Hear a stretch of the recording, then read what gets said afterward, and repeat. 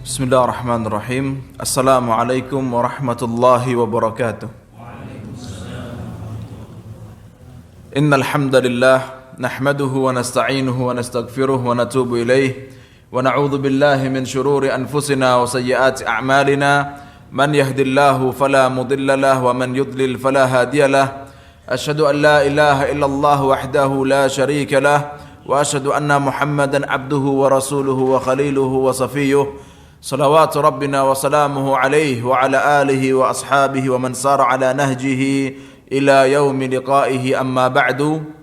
Alhamdulillahi Rabbil Alamin. Kita bersyukur kepada Allah subhanahu wa ta'ala. Semoga Allah subhanahu wa ta'ala melimpahkan nikmat-nikmatnya kepada kita, dan semoga Allah subhanahu wa ta'ala menjadikan kita orang-orang yang istiqamah dan mengakhiri hidup ini dengan husnul khatimah. Jamaah barakallahu fikum. Apa kabar jamaah? Sehat semua? Alhamdulillah. Semoga yang sakit Allah angkat penyakitnya. Jamaah barakallahu fikum. Kita sampai pada pembahasan setelah Nabi SAW pergi ke Syam, kemudian bertemu dengan seorang pendeta bernama Buhaira. Kemudian di sana ketemu dengan 6 atau 3 atau 7, ada beberapa riwayat, orang-orang yang mencari Muhammad kecil untuk dibunuh. Kemudian Nabi dibawa pulang oleh Abu Talib. Jamaah barakallahu fikum. Setelah itu, ketika Nabi lahir, sebelum kemudian Nabi SAW menikah dengan Khadijah, ada kejadian lain di hidup Nabi Muhammad SAW. Di antaranya adalah ada perang namanya perang Fijar. Fijar ini dari kata fajar, fajir, fujur. Apa artinya? Orang fajir, orang rusak, orang fasik, orang pelaku maksiat. Kenapa dibilang fijar atau fajir? Karena perang ini terjadi di bulan suci, di bulan haram. Jamaah barakallahu fikum. Ini perang yang pernah terjadi ketika Nabi Muhammad SAW masih umur 14 tahun. Ada riwayat mengatakan Nabi 15 tahun. Riwayat ketiga Nabi umurnya 20 tahun. Dan perang ini terjadi selama kurang lebih 4 tahun. Sebab dari perang ini, karena ada seseorang dari Bani Kinanah namanya Barot. Barot ini orangnya memang fajir. Barot ini orangnya nakal. Barot ini pemabuk, pembuat rusuh. Sampai diusir sama kaumnya sendiri. Tapi kemudian dia ini diopeni sama Harb bin Muawiyah. Harb bin Muawiyah ini yang melindungi Barot. Siapa ini Harb bin Muawiyah? Bapaknya Abu Sufyan. Jadi pembesar orang-orang Quraisy melindungi Barot. Barot ini sudah diusir sama keluarganya, pengacau. Tapi kemudian pada suatu saat dia ini melihat ada seseorang bernama Urwah Ar-Rahal yang diamanahi oleh An-Nu'man ibn al-Mundhir. Hartanya An-Nu'man ibn al-Mundhir yang ditaruh di atas apa namanya, tunggangannya orang Arab, unta-unta itu. Jadi barang dagangan ditaruh di unta-unta. Kemudian Barot ini berkata kepada Urwah Ar-Rahal, "Wahai Urwah, aku mau barang-barangnya An-Nu'man ibn al-Mundhir. Aku mau merampok barang-barang ini. Apakah kamu mau melindungi barang-barang ini dari aku, dari Bani Kinanah?" Hawazin sama Kinanah tetanggaan. Kata Urwah Ar-Rahal, "Iya, aku akan menjaga barang-barang ini yang telah dititipkan kepadaku darimu dan dari setiap orang yang mau mengganggu barang-barang ini, yang mau mengambil barang-barang ini, akan aku jaga." Akhirnya Al-Barrat ini mengikuti Urwah Ar-Rahal. Sampai ketika Urwah Ar-Rahal lengah, Barrat bunuh Urwah Ar-Rahal. Urwah Ar-Rahal dari Bani Hawazin, Barrat dari Kinanah. Quraisy ini turunannya dari Kinanah. Dan Barrat secara khusus dijaga, dikafil oleh Harb bin Muawiyah. Akhirnya orang-orang Kinanah, orang-orang Quraisy tahu, dan orang-orang Hawazin nggak tahu awalnya. Maka orang-orang Kinanah, orang-orang Quraisy pulang ke Mekah. Ketika mereka dalam perjalanan pulang, akhirnya Bani Hawazin tahu kalau ada orang dari Bani Hawazin bernama Urwah Ar-Rahal dibunuh sama Barrat yang dilindungi oleh Quraisy. Akhirnya Bani Hawazin langsung menyiapkan pasukan perangnya, karena dia tahu kalau Berat ini dilindungi oleh Quraisy, maka Hawazin mengejar Quraisy sampai dekat dengan pintu Makkah. Kemudian terjadilah peperangan. Peperangan ini sempat berhenti, kemudian tapi lanjut lagi sampai 4 tahun. Nabi SAW diajak untuk ikut perang Fijar oleh pamannya. Kata Nabi, aku ketika perang Fijar mengambil anak-anak panah itu untuk aku kasihkan ke pamanku. Kemudian pamanku yang memanahi mereka orang-orang Hawazin. Nabi diajak perang sama paman-pamannya. Dari peristiwa Fijar ini, maka kemudian Nabi SAW di umur yang masih remaja, beliau sudah belajar perang, berani. Kalau masa kecilnya kita sudah pelajari, Nabi mengembala kambing. Ngembala kambingnya di mana? Peternakan? Bukan, di padang pasir. Ada serigala, ada hena, ada macam-macam. Dan ketika Nabi umur 14 tahun, beliau sudah ikut perang. Ada beberapa riwayat, 14, 15, 20. Yang paling benar yang mana? Banyak ahli sejarah berkata yang paling benar umur 14 tahun atau 15 tahun. Kenapa? Karena Nabi masih disuruh ngambil anak panah, nggak langsung perang. Kalau sudah umur 20 tahun, itu waktunya sudah mateng, ototnya sudah jadi, waktunya ikut perang umur 20. Tapi Nabi cuma ngambil anak panah. Berarti mana yang lebih benar? Umur berapa itu? Ketika Nabi umur 14 atau 15 tahun. Ada pendapat kedua juga mengatakan bahwa awalnya Nabi di umur 14-15 hanya mengambilkan anak panah ini, tapi kemudian Nabi juga mengikuti perang Fijar. Jamaah barakallahu fikum.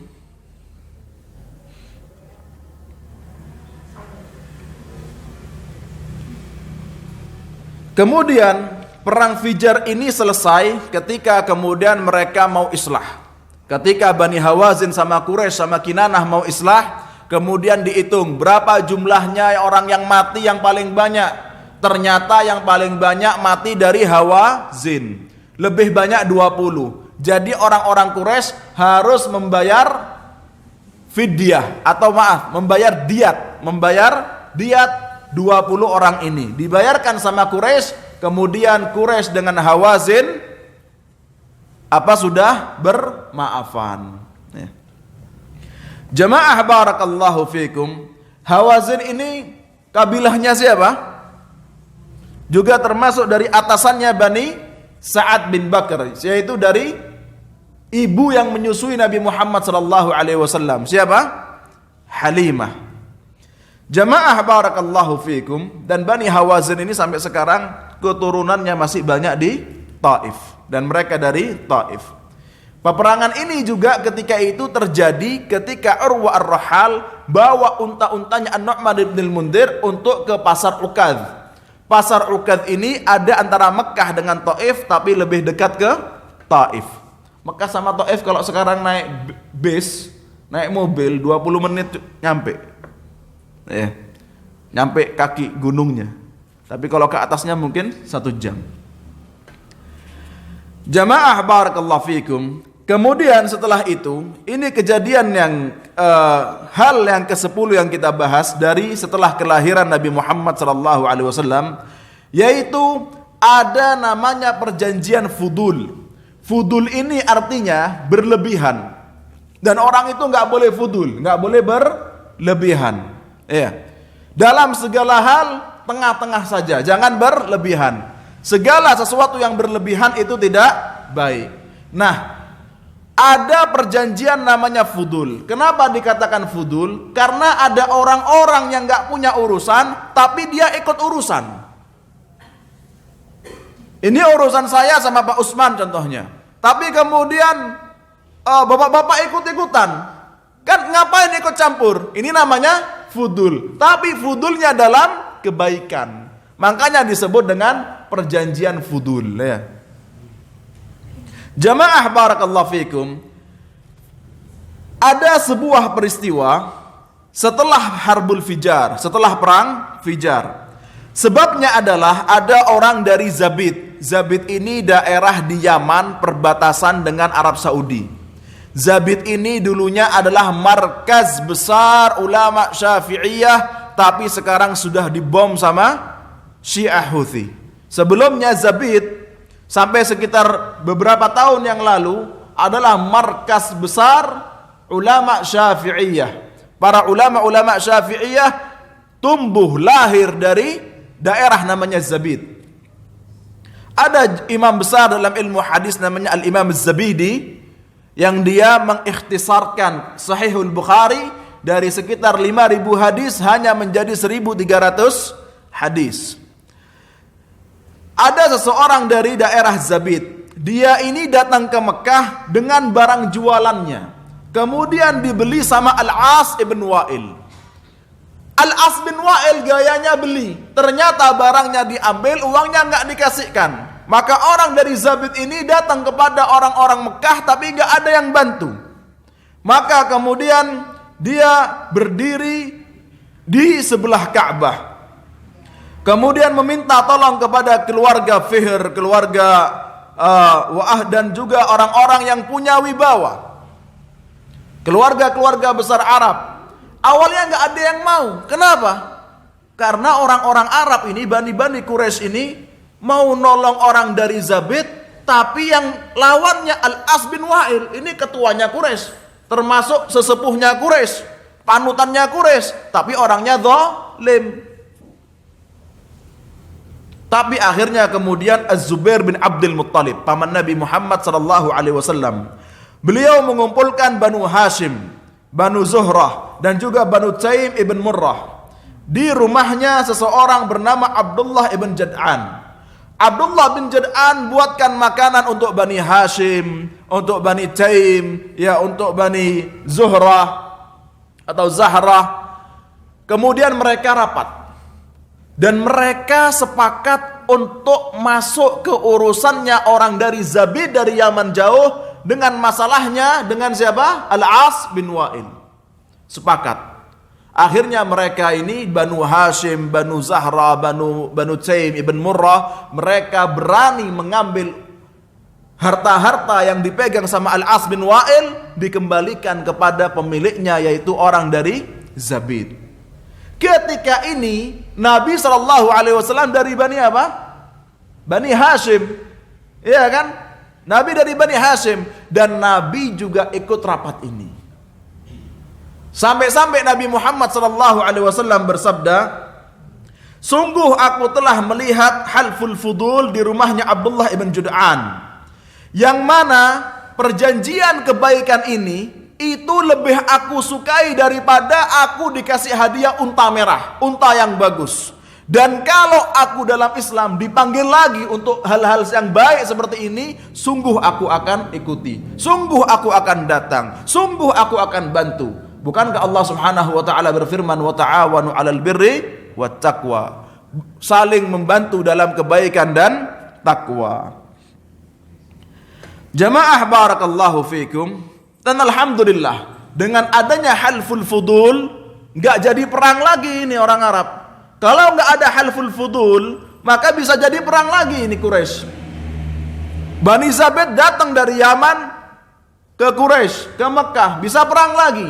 Tapi ada orang-orang baik yang memberanikan diri masuk ke urusan orang lain dalam hal kebaikan, dalam hal islah.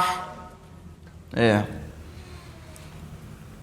Jamaah barakallahu fikum, dari dua peristiwa ini yaitu Harbul Fijar kemudian Halful Fudul, ada pelajaran yang bisa kita ambil. Ini bagus jamaah. Jadi kita belajar sirah, kemudian hikmah-hikmahnya itu apa? Ya, bukan cuman sirah saja yang kita pelajari, tapi pelajaran-pelajarannya itu apa? Hikmah-hikmahnya apa dari sirah ini? Maka jamaah, dari dua kisah ini kita bisa pelajari bahwa adil itu umum, bukan khusus pada orang-orang tertentu. Maksudnya gimana? Adil itu kepada seluruh manusia, bukan adil cuman kepada ketua-ketua, tapi ketuanya zalim, dizalimi nggak mau, mendolimi mau. Maka keadilan itu harus ditegakkan kepada siapapun. Bukan cuma kepada orang-orang bawahan, tapi kepada orang-orang di atas, keadilan juga harus ditegakkan. Sebagaimana Nabi SAW sendiri berkata dalam Halful Fudul, aku suka, aku cinta, aku lebih suka mengikuti hal seperti ini, menegakkan keadilan ke orang-orang di atas sana, daripada aku dikasih unta merah. Kata Nabi SAW. Yang kedua jamaah, ketika terjadi kerusakan di dalam sebuah tatanan masyarakat, bukan berarti semuanya harus rusak. Bukan berarti nggak boleh ada dai, nggak boleh ada muslih, nggak boleh ada orang yang berbuat islah. Tidak. Ketika itu Arab rusak. Kita tahu jamaah, Mekah itu, Ka'bah itu ketika mau dibangun, orang-orang Quraisy ini tajir. Tajir itu artinya pedagang. Sampai orang kaya disebut tajir. Kenapa? Pedagang biasanya kaya. Orang Arab itu bilang orang miskin fallah, petani. Kenapa? Karena petani biasanya miskin. Orang-orang Quraisy ini tajir, pedagang, kaya-kaya. Tapi mereka bangun Ka'bah saja nggak punya uang. Sampai nggak sempurna bangunan Ka'bah itu. Kenapa? Banyak orang-orang seperti Al-As ibn Wa'il punya uang kaya raya. Dari mana? Rampok, mencuri, riba, menipu. Tapi ketika itu, meskipun banyak orang Arab yang berbuat kerusakan, bukan berarti West Bend pancen rusak. Ini daerah rusak, ini daerah pemabuk, ini daerah penjudi, ini daerah preman. Sudah biarkan. Enggak seperti itu jamaah. Lihatlah, ketika itu ada orang-orang baik. Ada Az-Zubair bin Abdul Muttalib, ada Bani Hashim, ada Bani Taim, ada Bani Zuhrah, yang mereka melawan kezaliman. Jadi gak boleh kita ciut untuk melawan kezaliman.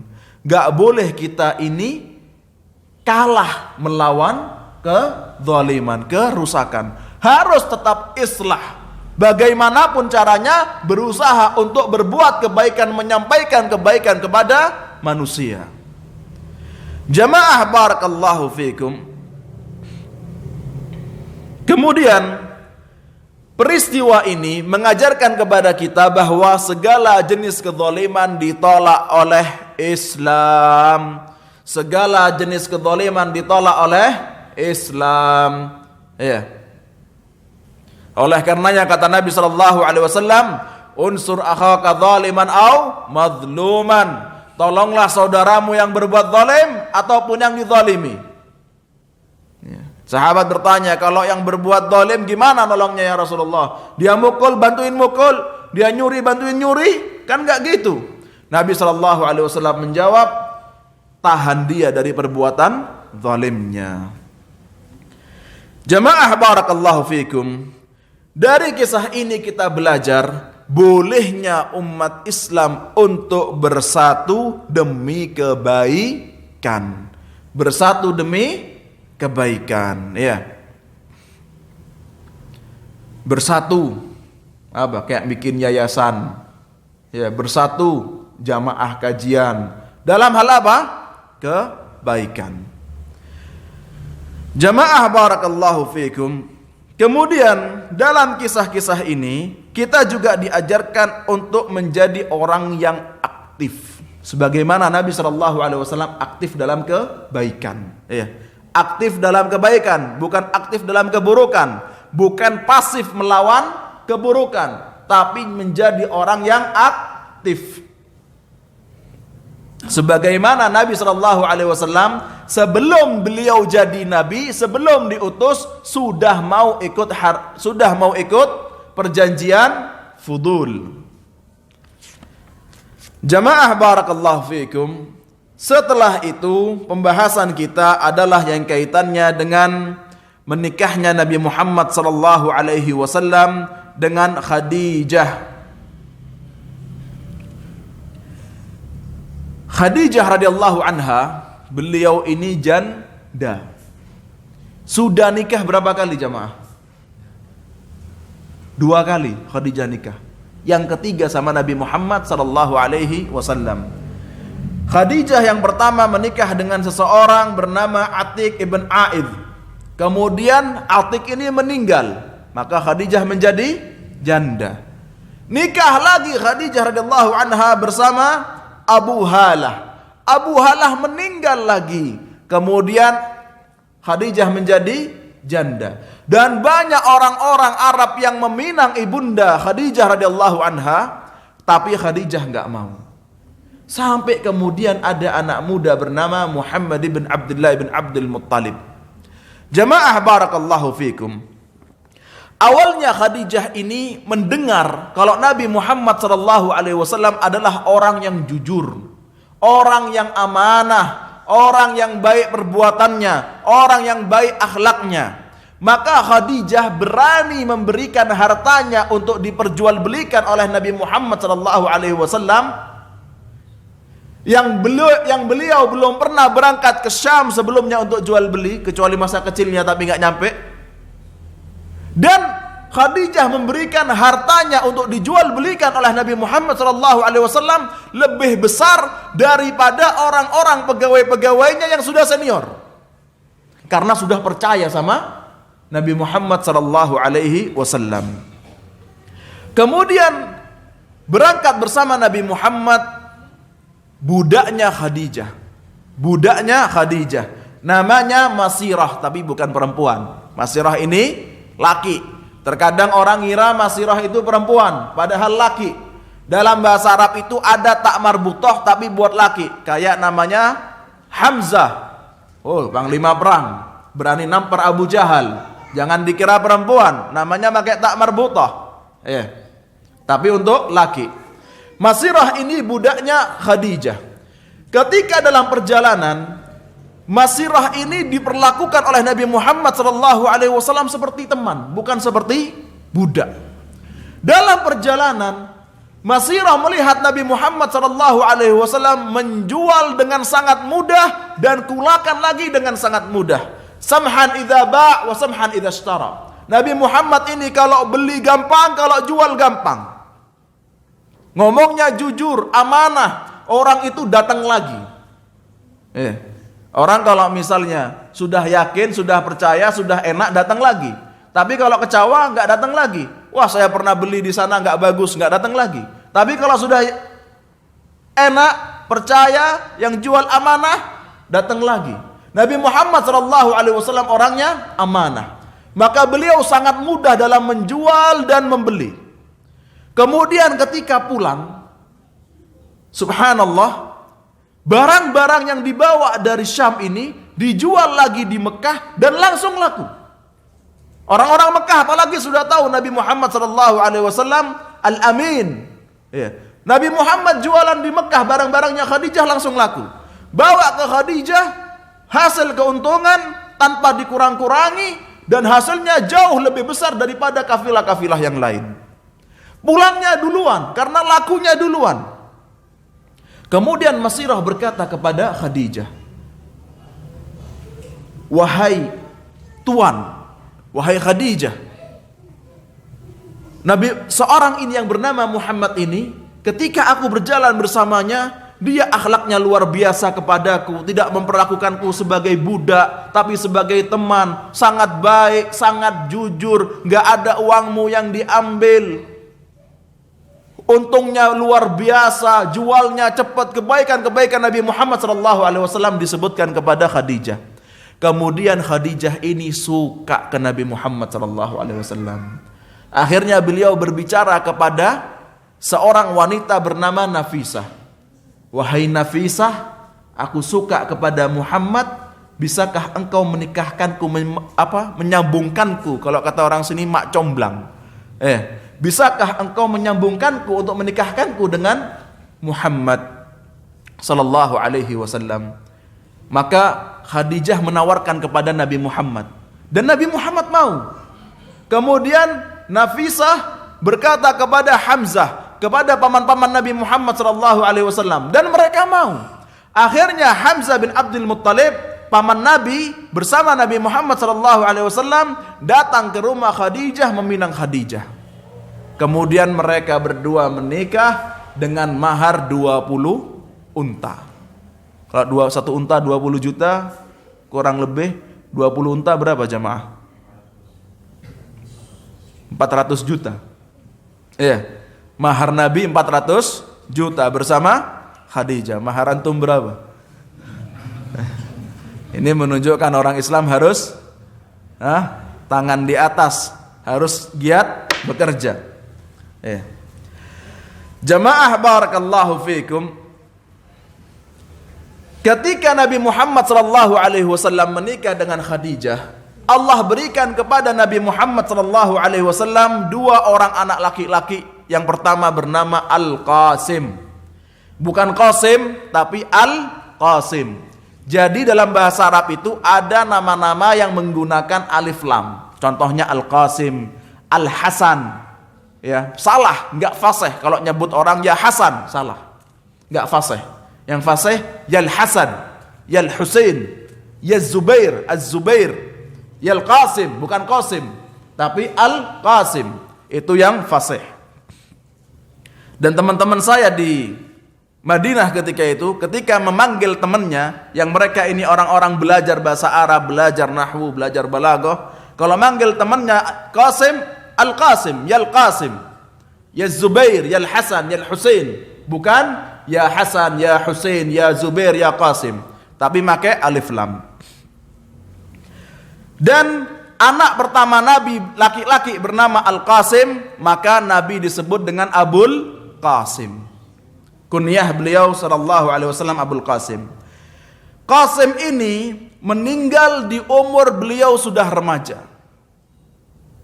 Umurnya sudah remaja, sudah bisa naik unta disebutkan.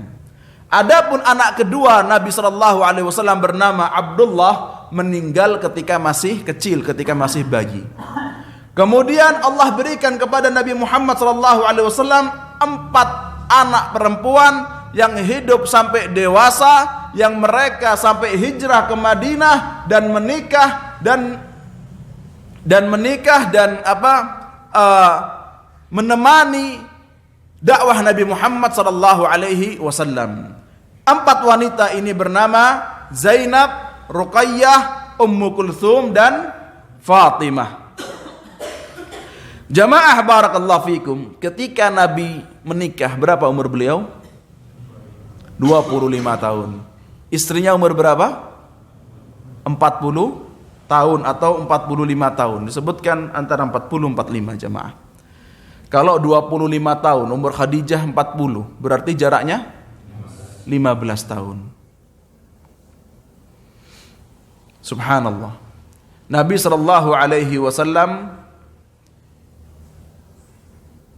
ditinggal Khadijah ketika beliau umur 50 tahun.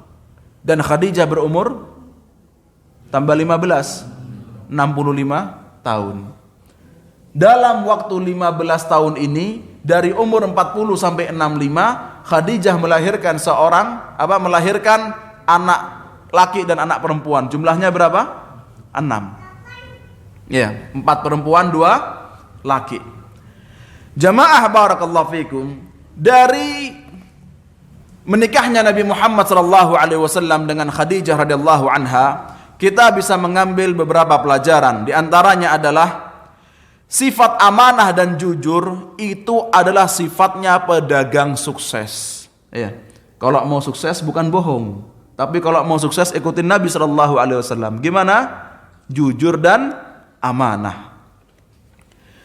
Sampai-sampai Khadijah mempercayakan hartanya kepada Muhammad yang masih remaja, dengan harta yang banyak dibawa ke tempat yang jauh, dipercayakan.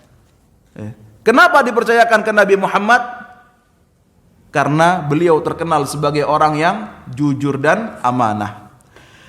Kemudian jamaah barakallahu fikum, fadilah yang kedua, faedah yang kedua adalah bahwa berdagang adalah pintu rezeki yang telah Allah tetapkan untuk nabinya Muhammad sallallahu alaihi wasallam sebelum beliau hijrah. Dan berdagang ini, kata Nabi sallallahu alaihi wasallam, bahwa at-tajir as-saduqul amin yuhsyaru ma'as siddiqin wasyuhada'i wassalihin wal anbiya atau kama qala sallallahu alaihi wasallam. Ada hadis yang diriwayatkan oleh Al-Imam Ad-Daruqutni, Al-Imam Ibnu Majah, Al-Imam Al-Hakim, bahwa seorang pedagang yang dia jujur dan amanah akan Allah kumpulkan di yaumul qiyamah bersama para as-siddiqin seperti Abu Bakar Siddiq radhiyallahu anhu, bersama asy-syuhada, orang-orang yang mati syahid, bersama para nabi, bersama orang-orang saleh. Kenapa mendapatkan fadilah-fadilah ini? Kenapa dikumpulkan dengan Nabi Muhammad? Kenapa dikumpulkan dengan Nabi Adam dan seluruh nabi yang lain? Kenapa dikumpulkan dengan as-siddiqin, dengan Abu Bakar As-Siddiq dan yang lainnya? Karena dagangnya jujur. Maka bagi pedagang ini kabar gembira. Pintu surganya luar biasa. Dagang jujur dikumpulkan bersama para nabi. Jamaah barakallahu fikum. Kemudian yang ketiga, faedah yang ketiga, menikahnya Nabi Muhammad sallallahu alaihi wasallam dengan Sayyidah Khadijah adalah pilihan Allah Subhanahu wa taala. Adalah takdir Allah Subhanahu wa taala. Dan subhanallah jamaah, Nabi umur 25, Khadijah umurnya 40 tahun. Tapi memang ini pilihan Allah Subhanahu wa taala. Ketika Nabi umur 40 tahun, Khadijah umur 55 tahun, Nabi diutus sebagai seorang utusan Allah Subhanahu wa taala, kemudian Khadijah menjadi orang yang menguatkan Nabi Muhammad sallallahu alaihi wasallam. Selama 15 tahun Nabi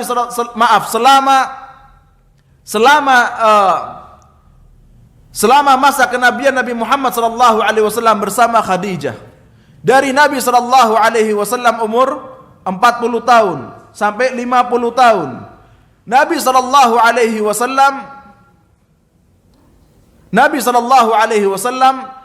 punya banyak musibah. Allah banyak menguji Nabi Muhammad sallallahu alaihi wasallam. Allah Subhanahu wa taala mentakdirkan bagi Nabi Muhammad sallallahu alaihi wasallam jalan dakwah itu enggak mudah. Enggak terus Nabi kemudian semuanya beriman, semuanya mau. Tapi keadaannya Nabi punya paman Abu Lahab. Nabi punya tante yang namanya Ummu Jamil, yang kerjaannya mereka berdua ini naruh kotoran di depan rumah Nabi Muhammad SAW, di depan rumahnya Khadijah, yang mereka berdua ini kerjaannya menaruh duri-duri di depan rumah Nabi Muhammad SAW, di depan rumahnya Khadijah, yang mana Khadijah radhiyallahu anha melihat ketika Nabi SAW pulang ke rumahnya, habis sujud di Ka'bah, Nabi habis dikasih kotoran unta, perutnya unta, kotorannya dikasihkan ke Nabi SAW. Pulang ke rumah siapa? Rumah Khadijah. Siapa yang kemudian menguatkan Nabi Muhammad SAW? Pilihan Allah, Khadijah bintul Khuwailid. Siapa yang kemudian memotivasi Nabi SAW? Siapa yang berbuat sebaik-baiknya kepada Nabi Muhammad SAW? Khadijah bintul Khuwailid. Lihatlah ketika Nabi SAW mendapatkan wahyu, kemudian Nabi turun dari Gua Hira menuju rumahnya, Khadijah radhiyallahu anha punya kata-kata yang luar biasa, motivasi luar biasa sebagai seorang istri. Kala wallahi la yukhzika Allahu abadan. Wahai suamiku, demi Allah, Allah tidak akan menyanyiakanmu. Sesungguhnya engkau ini memuliakan tamu. Engkau memberi bantuan kepada orang yang butuh bantuan. Engkau menolong orang-orang yang dizalimi. Akhlakmu sangatlah luar biasa. Kemudian Khadijah radhiyallahu anha menyelimuti Nabi Muhammad SAW dengan selimut kain dan juga dengan badannya, dengan kata-katanya yang luar biasa memotivasi Nabi Muhammad SAW. Memang Khadijah adalah pilihan Allah Subhanahu wa ta'ala. Jamaah barakallahu fikum. Kemudian faedah yang keempat adalah kita melihat bagaimana pahitnya hidup Nabi Muhammad SAW. Ketika beliau menikah dengan Khadijah, beliau punya 2 anak laki-laki, sudah senang, tapi Allah cabut kedua anak laki-laki ini. Jamaah barakallahu fikum. Ini ada hikmahnya. Kata para ulama, ada hikmahnya. Di antaranya adalah hikmah itu tidak hidup bersama Nabi Muhammad SAW laki-laki, yaitu anak laki-laki maupun bapak maupun kakek. Nabi yatim, ayah meninggal, kakek meninggal, beliau yatim. Ketika dewasa kemudian punya anak, anaknya meninggal, maka beliau nggak punya nasab ke atas laki, nasab ke bawah laki, nggak punya. Biar orang itu nggak berkata Muhammad ini menginginkan kedudukan, dia membuat kerajaan, setelah dia meninggal nanti anaknya. Siapa anaknya? Muhammad ingin jadi raja, anak siapa dia? Anaknya anak yatim. Dia mau meneruskan kerajaannya kepada anaknya, siapa anaknya? Sudah meninggal semua. Maka nggak ada fitnah itu. Memang akhirnya orang-orang itu berhusnudzon, berprasangka baik. Memang Muhammad SAW menyampaikan wahyu dari Allah Subhanahu wa taala. Jamaah barakallahu fikum. Kemudian tapi Allah berikan anak laki ke Nabi Muhammad SAW. Apa hikmahnya? Biar orang nggak ngece Nabi Muhammad SAW. Anak kok cuman perempuan tok, mana anak lakinya? Apalagi orang-orang Arab zaman dahulu. Orang Arab zaman dahulu punya anak perempuan itu, kata Allah, ayumsikuhu ala hunin, kalau misalnya dipelihara malu atau dibunuh, dikubur hidup-hidup. Dan itu bukan cuma Umar bin Khattab yang mengubur anak perempuan hidup-hidup. Umumnya orang Arab kalau punya anak perempuan dikubur hidup-hidup. Kalau dirawat malu. Tapi Nabi Muhammad SAW, meskipun anak laki beliau Allah cabut nyawanya, tapi Allah sempat kasih ke Nabi Muhammad 2 anak laki-laki untuk memuliakan Nabi Muhammad SAW. Kemudian jamaah barakallahu fikum,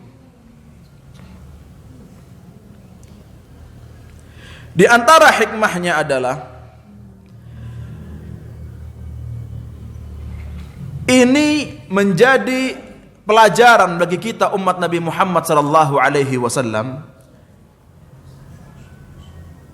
Bagi yang nggak punya anak laki, Nabi Muhammad SAW Nabi saja nggak punya anak laki, dan beliau sabar, beliau tabah. Orang pingin punya anak laki, apalagi orang Arab, apalagi di zaman itu, ya kan? Tapi Nabi tabah ketika Allah cabut kedua anak lakinya. Maka kita mengambil sunnah dari Nabi Muhammad SAW, tetap tabah, tetap sabar meskipun nggak punya anak laki. Jamaah barakallahu fikum. Kemudian di antara hikmahnya adalah Nabi ini keadaannya yatim ketika kecil, ketika besar gak punya anak laki. Maka Nabi itu hidupnya, beliau ada kesedihan-kesedihan dalam hidup beliau. Masih kecil ditinggal mati ayahnya, ditinggal meninggal kakeknya. Masih sudah dia menjadi nabi, kemudian anaknya masih kecil-kecil sudah dicabut nyawanya oleh Allah Subhanahu wa taala. Maka sedih kehidupan Nabi SAW. Biar apa jamaah? Orang kalau sedih maka bisa merasakan kesedihan orang lain. Beda sama orang yang hidupnya terus-terusan enak, gak pernah turun ke bawah, ya. Kasihan itu, tapi cuman simpati, gak empati. Tapi cuman bilang kasihan di mulut, tidak membantu dengan uangnya, dengan perhatiannya, dengan waktunya, ya. Tapi Nabi dia merasakan dirinya sendiri kasihan, ya. Dirinya sendiri kasihan. Makanya kalau misalnya ada orang kaya, sebelumnya dia pembantu. Saya pernah tahu ada orang kaya sebelumnya pembantu. Ketika dia kaya, pembantu-pembantunya itu makan sama dia. Apa yang dia makan, pembantunya makan. Gak dibeda-bedakan. Kenapa? Bilang ke saya, iya Ustadz, saya dulu masih jadi pembantu, saya itu kepingin makan makanan bos saya, tapi nggak dikasih. Makanya saya nggak mau kayak bos saya itu. Ya.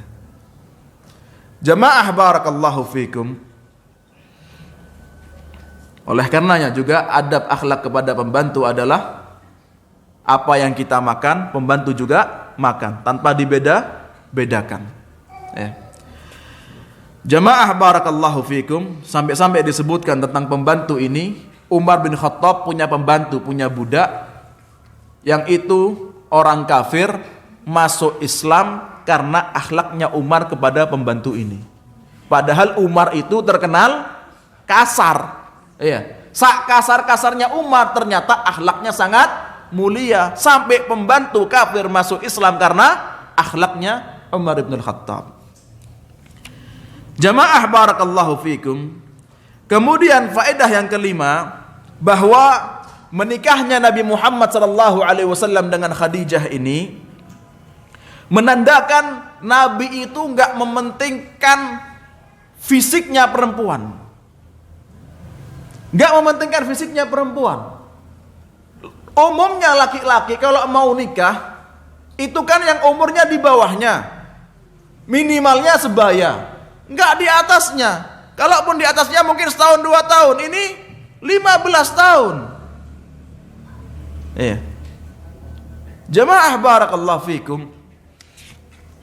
Tapi Nabi SAW menikahi Aisyah radhiyallahu anha karena beliau dikenal sebagai wanita yang afifah, wanita yang menjaga kehormatan dirinya. Nabi tahu kalau Khadijah tidak pernah berbuat nakal. Ketika itu banyak wanita-wanita yang nakal. Kita tahu bagaimana pernikahan di orang Arab. Seorang laki-laki memberikan istrinya kepada laki lain biar digauli, kemudian lahir anak seperti laki yang menggauli itu, yang tangannya besar, yang tulangnya besar, yang mukanya ganteng. Ya.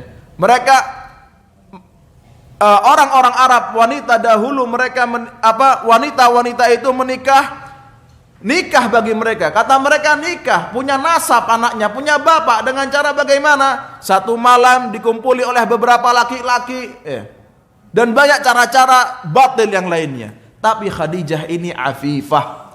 Khadijah ini orangnya menjaga diri, dan kata Nabi SAW, wanita yang engkau nikahi kalau mau beruntung, fadfar bidzatid din taribat yadak. Pilihlah yang agamanya bagus maka engkau beruntung. Nabi SAW memilih wanita yang bagus, Khadijah radhiyallahu anha.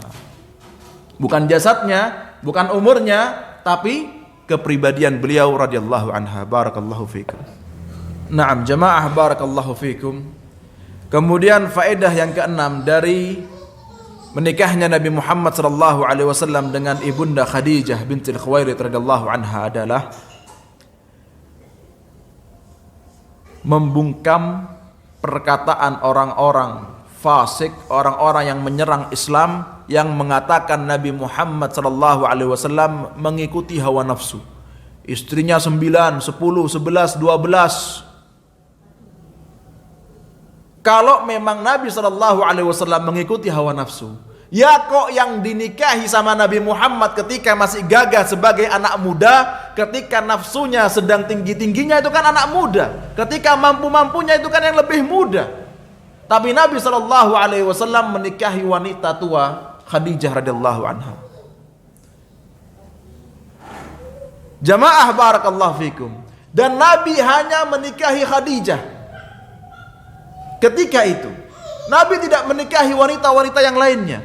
Biasa di Arab itu menikah dengan beberapa wanita. Sampai ketika ada Islam, Rasulullah SAW mensyariatkan maksimal istri ada 4. Adapun orang Arab dulu istrinya, bukan 4, ada yang 10, 15.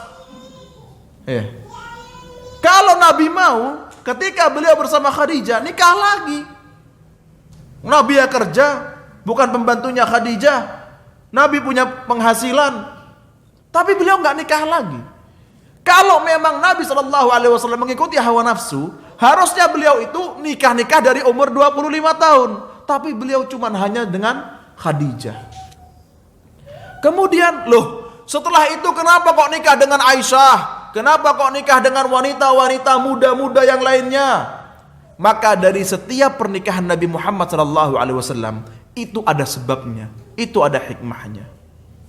Nikahnya sama Aisyah masih kecil, umur 9 tahun. Orang Arab biasa nikah sama wanita 9 tahun. Orang Arab biasa nikah sama wanita banyak. Maka kebiasaan itu berbeda-beda jamaah. Mungkin di sini saat ini umumnya nikah wanita itu umur 20. Tapi nenek-nenek kita umur 15, 12 sudah nikah.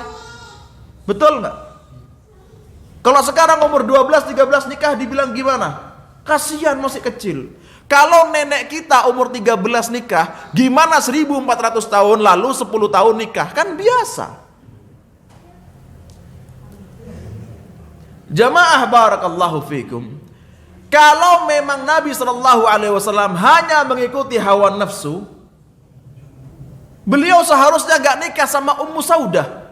Khadijah meninggal, beliau sebagai seorang Rasul, seorang Nabi, yang kalau Nabi menikahi apapun wanita yang Nabi inginkan, pasti sahabat-sahabat memberikan anak-anak mereka ke Nabi Muhammad SAW.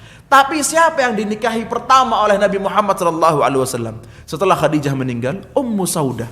Namanya aja sudah Saudah, ibu hitam. Disebut dengan Ummul Aitam, ibunya anak-anak yatim. Nabi menikahi Ummu Saudah bukan karena dia cantik, bukan karena dia kaya, dia muda, bukan. Tapi karena dia punya banyak anak yatim yang mau dikasihani oleh Nabi Muhammad SAW. Kalau sama anak sendiri, apa sama kayak yang di panti asuhan? Hah? Kalau di panti asuhan mungkin masih lupa-lupa mau ngasih sumbangan. Tapi kalau sama anak sendiri, sama anak tiri, pasti diayomi oleh Nabi Muhammad SAW. Tapi kemudian Nabi Muhammad menikah dengan Aisyah. Sudah saya jelaskan, itu biasa di zaman itu. Kemudian yang kedua juga, Aisyah ini anaknya Abu Bakar As-Siddiq. Bukankah Allah Subhanahu wa taala berfirman, wa ta'awanu 'alal birri wat taqwa? Tolong menolong dalam kebaikan. Ketika Nabi menikahi Aisyah radhiyallahu anha, tambah kompak Nabi dengan Abu Bakar As-Siddiq. Sampai Abu Bakar As-Siddiq jadi khalifah Amirul Mukminin yang pertama setelah meninggalnya Rasulullah SAW. Dengan Hafsah. Bahkan disebutkan Nabi mau menceraikan Hafsah. Tapi nggak jadi. Kenapa? Karena kedudukannya Umar bin Khattab. Didatangi oleh Jibril alaihissalam untuk tidak menceraikan Hafsah. Jadi nikahnya Nabi itu ada sebab-sebabnya. Nabi menikahi seorang wanita bernama Juwairiyah dari Bani Mustalik. Sampai saya juga menamakan anak saya Juwairiyah.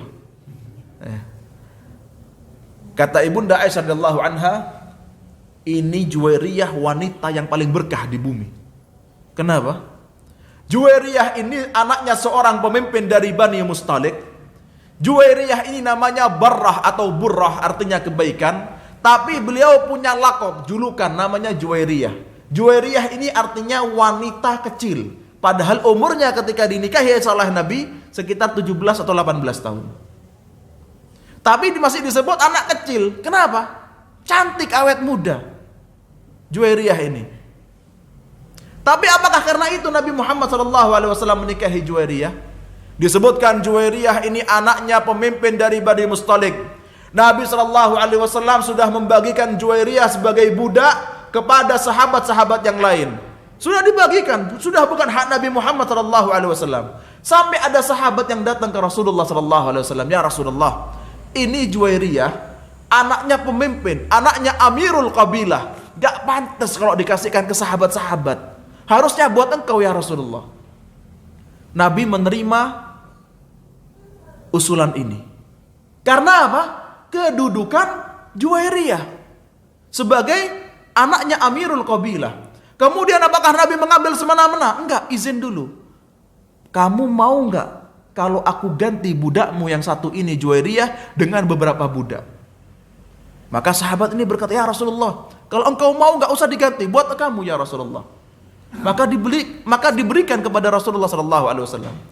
Kemudian Juwairiyah ini ketika bersama Rasulullah SAW, beliau masuk Islam.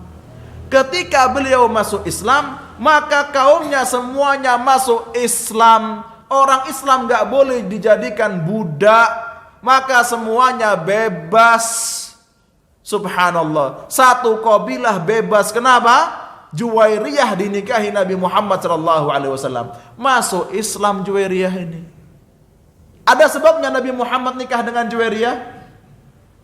Anak Amirul Mukminin, Amirul Qabilah. Kemudian satu kabilah masuk Islam dengan Islamnya Juwairiyah. Jadi bukan cuma karena syahwat. Bukan karena Juwairiyah cantik, bukan karena sampai dilakopin dengan nama Juwairiyah, tapi karena beliau radhiyallahu anha anaknya Amirul Qabilah. Jamaah barakallahu fikum. Setelah itu kita bahas sedikit yang kaitannya dengan ikutnya Nabi Muhammad sallallahu alaihi wasallam di dalam membangun Ka'bah. Ka'bah ini dibangun kapan? Oleh Nabi siapa pertama? Ibrahim dan Nabi Ismail alaihi salam. Disebutkan Nabi Ibrahim meninggalkan Nabi Ismail alaihi salam di Mekah yang dulu namanya Bakkah, dalam keadaan negeri yang gersang. Sampai Nabi Ismail ini sudah menginjak umur remaja atau dewasa, kemudian baru Allah memerintahkan untuk membangun Ka'bah. Bukan dari kecil Nabi Ismail masih bayi dibangunkan Ka'bah, bukan. Tapi beliau sudah bisa ikut bantu bangun Ka'bah. Siapa yang bangun Ka'bah? Nabi Ibrahim dan Nabi Ismail. Apa kerjaannya Nabi Ibrahim? Beliau mengatur, menumpuk batu-batu sampai atas. Apa kerjaannya Nabi Ismail alaihi salam? Beliau mengambil batu-batu didekatkan kepada Nabi Ibrahim alaihi salam. Bagaimana bangunan Ka'bah di zaman Nabi Ibrahim alaihi salam? Hanya batu-batu yang ditumpuk sampai atas. Bagaimana keadaan Ka'bah yang dibangun oleh ketika dibangun oleh Nabi Muhammad sallallahu alaihi wasallam? Sebelumnya itu keadaannya juga batu-batu seperti di zamannya Nabi Ibrahim alaihissalam, tanpa semen, tanpa tanah liat, ya, nggak ada tanah liatnya, tumpukan batu.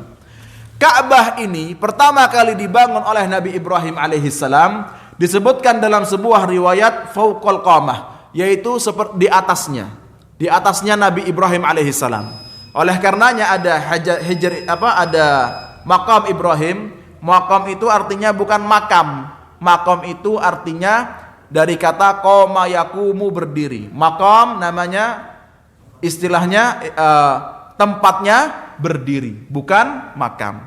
Jadi Nabi Ibrahim alaihissalam naik di atas maqam itu, di atas batu itu, kemudian melihat Ka'bah, oh iya sudah rata. Setelah itu dibangun oleh Bani Jurhum, pernah roboh dibangun sama Jurhum, roboh lagi dibangun sama Amalik, kemudian roboh lagi, mau roboh lagi ketika Nabi SAW berumur 35 tahun, dan kita lanjutkan kisahnya di kajian setelah ini. Barakallahu fikum. Kita tutup dengan doa kafaratul majlis. Subhanakallahumma bihamdik, asyhadu an la ilaha illa anta astaghfiruka wa atubu ilaik. ثم السلام عليكم ورحمة الله وبركاته. ثم كان من الذين آمنوا وتواصوا بالصبر وتواصوا بالمرحمة